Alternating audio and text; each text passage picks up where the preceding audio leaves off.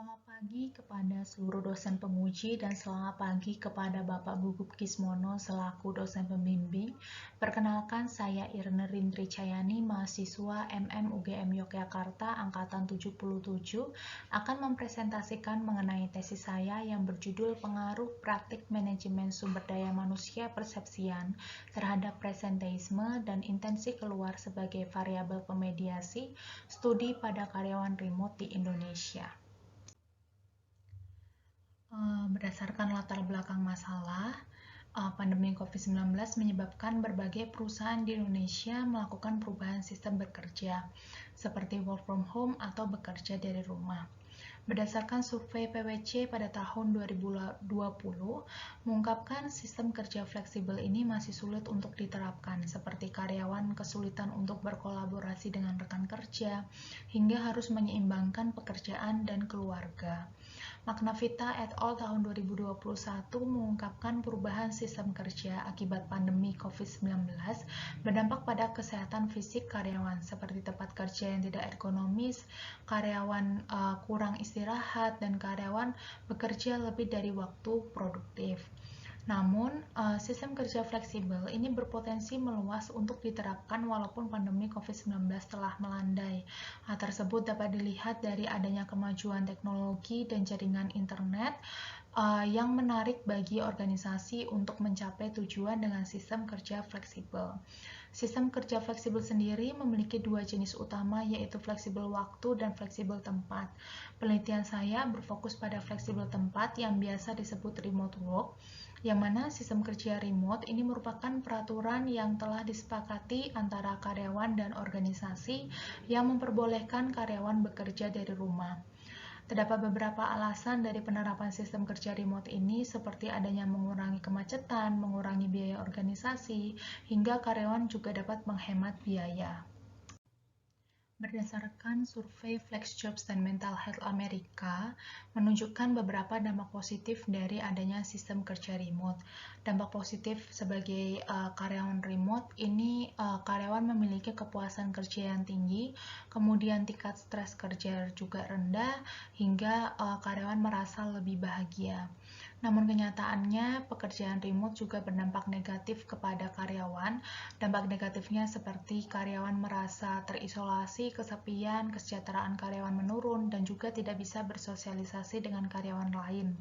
Berdasarkan hasil wawancara yang saya lakukan dengan salah satu pekerja remote, ia mengungkapkan bahwa walaupun adanya fleksibilitas yang tinggi sebagai pekerja remote, akan tetapi tekanan pekerjaan juga tinggi. Mereka juga tidak bisa bersosialisasi dan diskusi langsung dengan rekan kerja ataupun atasan, beban kerja bertambah, sering terjadinya miskomunikasi antara rekan kerja maupun atasan, hingga mereka mengalami kecemasan maupun burnout. Hal tersebut dapat memicu karyawan memiliki pemikiran untuk keluar dan meningkatkan presenteisme. Salah satu yang dapat memengaruhi adalah praktik MSDM persepsian. Berdasarkan latar belakang masalah, sistem kerja remote berdampak positif kepada karyawan. Namun kenyataannya, bekerja remote juga memberikan dampak negatif kepada kesehatan fisik dan mental karyawan yang menyebabkan karyawan datang bekerja dalam kondisi kesehatan yang buruk atau disebut presenteisme. Apabila organisasi memberikan praktik MSDM yang efektif, maka dapat memberikan persepsi positif dan karyawan cenderung tetap bekerja di organisasi dan menurunkan presenteisme. Selanjutnya, pertanyaan penelitian. Yang pertama, apakah PMP berpengaruh negatif terhadap PR? Yang kedua, apakah IKA memediasi pengaruh PMP terhadap PR? Tujuan penelitian yang pertama menguji pengaruh PMP terhadap PR, yang kedua menguji IKA yang memediasi pengaruh PMP terhadap PR. Kemudian manfaat akademik menambah ilmu pengetahuan bagi masyarakat dan sebagai acuan penelitian selanjutnya. Kemudian manfaat praktis, harapannya menjadi rujukan atau acuan bagi praktisi, khususnya tentang faktor yang memengaruhi presenteisme di lingkup organisasi. Selanjutnya, landasan teori. Variabel pertama adalah presenteisme. Menurut Koopman et al. Tahun 2002 mengungkapkan presenteisme adalah kehadiran karyawan saat bekerja dalam kondisi kesehatan yang buruk. Kemudian, praktik MSCM persepsian menurut Doh et al. Tahun 2012 mendefinisikan praktik MSCM sebagai strategi organisasi dalam mengelola dan mengembangkan karyawan. Kemudian, intensi keluar menurut Landau et al. Tahun 1986 mendefinisikan intensi keluar sebagai keinginan karyawan untuk keluar dari organisasi dan akan mencari pekerjaan lain yang lebih baik. Hal tersebut berdasarkan teori model perilaku di tempat kerja yang mengungkapkan bahwa ketidakpuasan karyawan di tempat kerja menyebabkan karyawan mencari pekerjaan lain atau pekerjaan alternatif lainnya. Kemudian perumusan hipotesis, karyawan remote yang memiliki tekanan pekerjaan tinggi hingga mengalami kecemasan dapat berdampak pada presenteisme. PMP dapat memengaruhi PR apabila organisasi memberikan praktik MSCM yang efektif, maka dapat menimbulkan persepsi positif karyawan dan menurunkan presenteisme. Oleh karena itu, hipotesis pertama penelitian ini adalah PMP berpengaruh negatif terhadap PR. Apabila organisasi memberikan praktik MSCM yang tidak efektif, maka dapat menimbulkan adanya ketidakpuasan yang memengaruhi pemikiran untuk keluar dan berdampak pada kondisi kesehatan karyawan. Jika karyawan tetap datang bekerja dalam kondisi kesehatan yang buruk, maka dapat meningkatkan presenteisme. Oleh karena itu, hipotesis kedua penelitian ini adalah IKA memediasi pengaruh PMP terhadap PR. Kemudian selanjutnya metode penelitian. Metode pengumpulan data dilakukan dengan metode survei dan penyebaran kuesioner dilakukan secara daring. Metode pengambilan sampel menggunakan purposive sampling dengan menentukan kriteria responden sebagai berikut. Yang pertama, responden bekerja full remote. Yang kedua, berusia 21 tahun hingga lebih dari 40 tahun.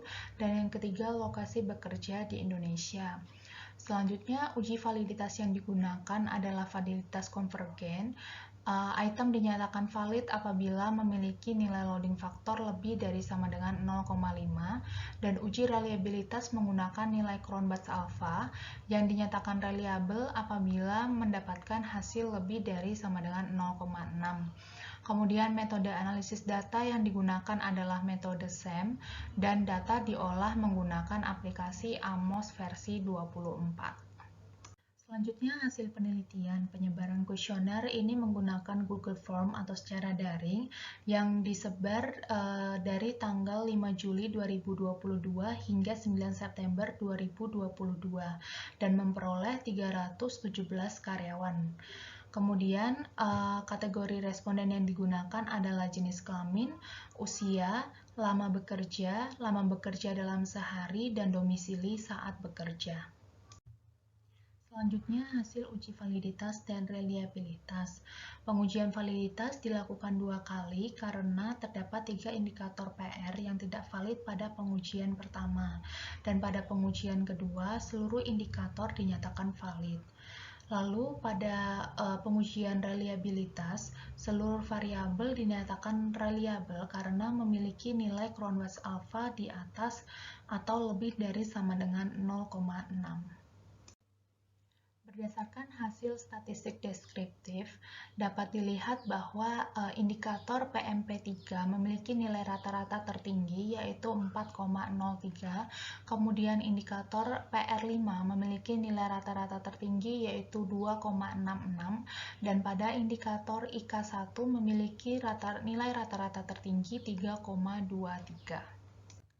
Selanjutnya, uji kecocokan model yang mendapatkan hasil nilai chi-square sebesar 98,423. Hasil dinyatakan tinggi karena memiliki jumlah responden yang cukup tinggi, yaitu 317. Kemudian nilai RMSEA, GFI, serta CFI dinyatakan fit.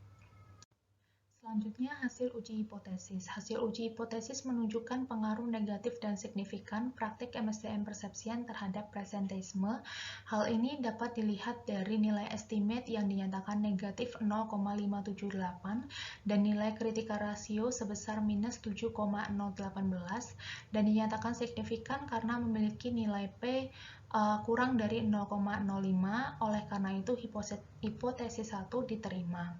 Kemudian hasil uji hipotesis 2 dapat dilihat pada tabel direct dan indirect effect yang mengungkapkan pengaruh tidak langsung memiliki nilai lebih besar, yaitu minus 0,128, dan dapat disimpulkan bahwa IK memediasi parsial pengaruh PMP terhadap PR dan hipotesis kedua diterima. Selanjutnya, pembahasan. Berdasarkan hasil hipotesis 1 menunjukkan bahwa PMP berpengaruh negatif terhadap PR, dan sesuai dengan penelitian yang telah dilakukan oleh Aq et al. 2019.